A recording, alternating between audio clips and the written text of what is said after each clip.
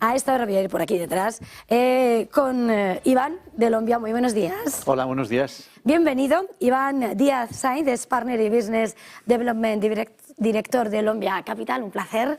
Muchísimas gracias. Y estamos pues en plena cuenta atrás, lo estamos diciendo, ya estamos con los preparativos de la cena de Navidad, pero los mercados se preparan ya para lo que está a punto de venir. ¿Cuál es, para entrar en arena, Iván, ese contexto de mercado actual y las perspectivas de Lombia para 2023? Pues el contexto es un contexto donde vivimos un mercado dominado en el corto plazo por una narrativa macroeconómica importante. Tenemos muchísimos factores, muchísimos parámetros y aspectos sobre los que no tenemos ningún tipo de control. Estamos hablando de inflaciones elevadas, estamos hablando de la rapidez y de la amplitud con la que están subiendo los tipos de interés de los bancos centrales, tenemos conflictos geopolíticos, tenemos el tema de China con la política de COVID-0, es decir, hay muchísimos parámetros, muchísimos factores que están encima de la mesa que están generando muchísima incertidumbre y eso es precisamente lo que los mercados no quieren, por eso hay tanta volatilidad y por eso este año 2022 ha sido un año muy volátil, un año de muchísimos, malas noticias, malos comportamientos de los mercados, tanto de renta variable como de renta fija. Pero bueno, eso también es interesante porque siempre que hay ineficiencias se generan oportunidades y para aquel inversor que tenga una visión de largo plazo pues, y haga una gestión activa, pues estos mercados nos dejan desde luego muchísimas oportunidades que si las cosas van bien en los próximos 3-5 años nos podemos beneficiar de ellas. Yo siempre decimos que es en estos momentos de tanto ruido, de tanto movimiento, de tanta volatilidad, cuando más evidentes se hacen las ventajas de aplicar conceptos sencillos en la inversión, es decir, tener una buena diversificación de mi cartera, tener una visión de largo plazo, que es ahora más esencial que nunca, y tener un buen conocimiento de aquellos activos en los que estoy invertido. Esos son desde nuestro punto de vista, los principios básicos o los pilares sobre los que construimos carteras de calidad a largo plazo. Y las perspectivas, pues lo decía antes, al final nosotros no estamos aquí ni para anticipar las cosas negativas que van a ocurrir ni para predecir las cosas positivas. Al final estamos aquí para construir carteras de calidad con una visión de largo plazo.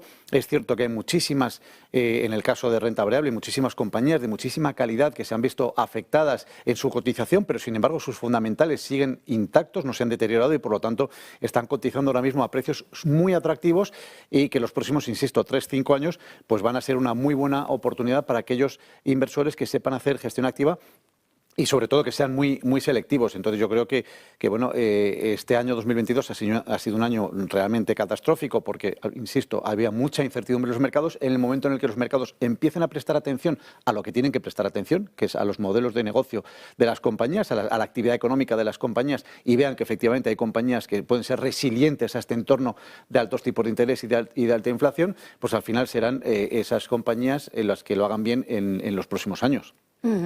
Mirando al mercado, una de las claves de 2023 va a ser ese pivot de los bancos centrales. ¿Creéis que este año 2023 podrían llegar ya esas ansiadas bajadas de tipos? No tenemos una bola de cristal, insisto. Es cierto que parece ser que gran parte de esa subida ya se ha producido en este año 2022. Es cierto que los bancos centrales tienen un objetivo muy claro, que es luchar contra la inflación. No sabemos si la inflación se va a quedar en el 4, en el 5, en el 6, en el 8. Lo que está claro es que estamos con niveles de inflación elevados, que por otro lado, hasta cierto punto era lógico. Veníamos de unos niveles de inflación muy bajos en los últimos años y que haya algo de inflación no es malo. Lo que es malo es que haya una inflación persistentemente alta y que siga subiendo de manera agresiva. Los bancos centrales lo tienen muy claro. Su objetivo es luchar contra la inflación.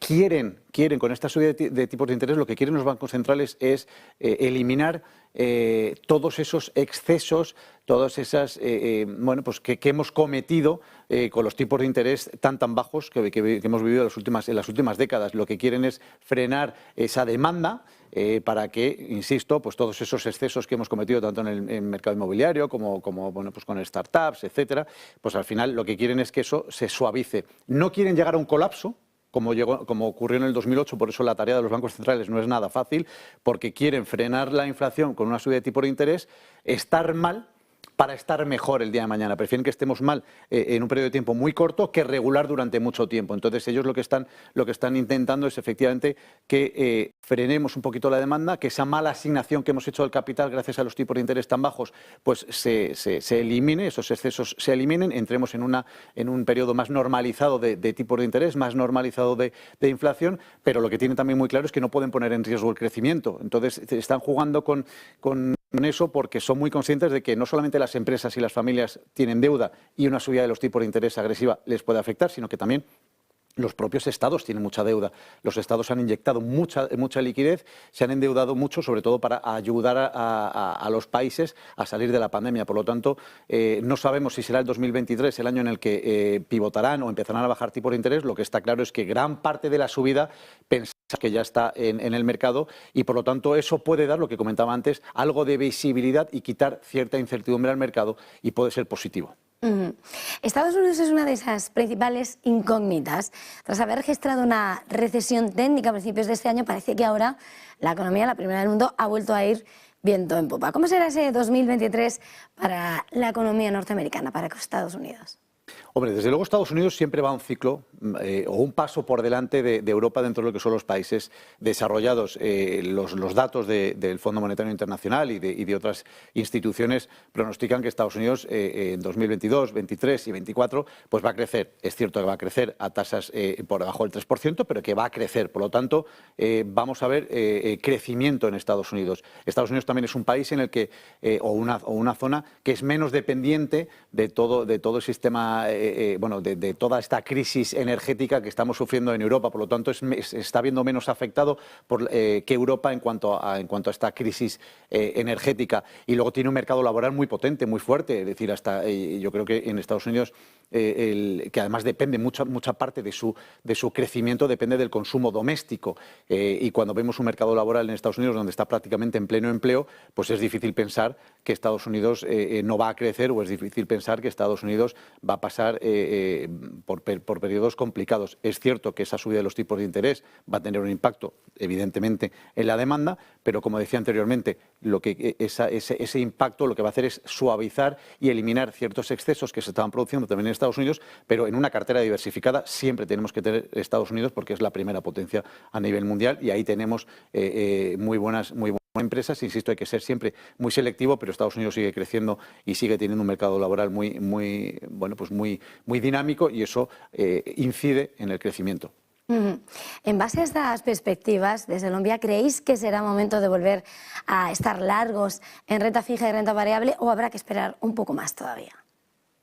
Bueno, el timing es difícil comentar aspectos de market timing cuando nadie domina esto, pero no sabemos si el momento es ahora, mañana o dentro de 2 meses. Lo que está claro es que ahora mismo la renta fija vuelve y la liquidez vuelven a ser una alternativa para los inversores, para los ahorradores.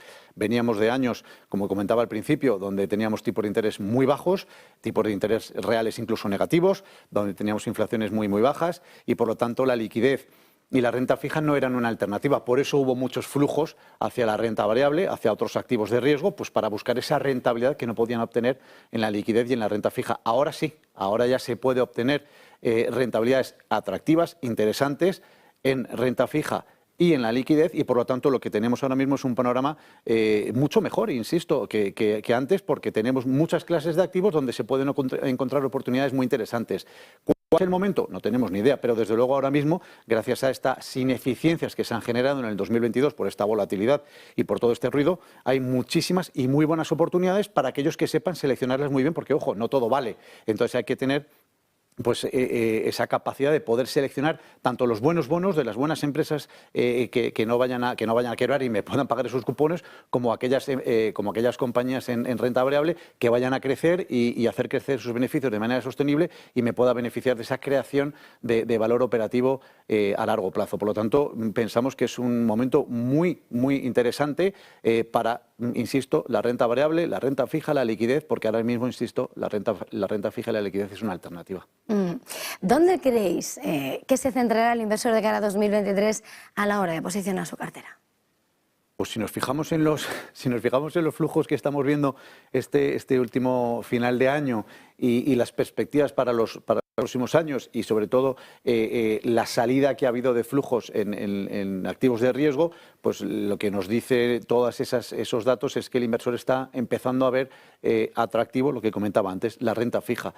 Pensamos que la renta fija ahora mismo, pero sin tener que asumir riesgos excesivos, no nos tenemos que ir a renta fija de mercados emergentes, no nos tenemos que ir a renta fija de alta rentabilidad, sino renta fija de empresas con grado de inversión, de empresas de calidad, pues me están ofreciendo cupones en torno al 3 al 4%. Eso ya empieza a ser interesante. Es cierto que si descontamos la inflación nos quedan rentabilidades reales negativas, pero la inflación no se combate a corto plazo, la inflación se combate a largo plazo. Por lo tanto, nosotros pensamos que para el año que viene, como decía antes, el inversor se va a empezar a fijar en la renta fija, se va a empezar a fijar en la liquidez y sobre todo también en la renta variable, porque la renta variable ha sufrido muchísimo y ahora las primas de riesgo en renta variable pues son muy, muy atractivas e insisto, hay compañías de muchísima calidad cuyos fundamentales no se han visto deteriorados, que están cotizando a precios o a valoraciones o a múltiplos de hace 4 o 5 años, pero con crecimientos mucho mayores de hace 4 o 5 años.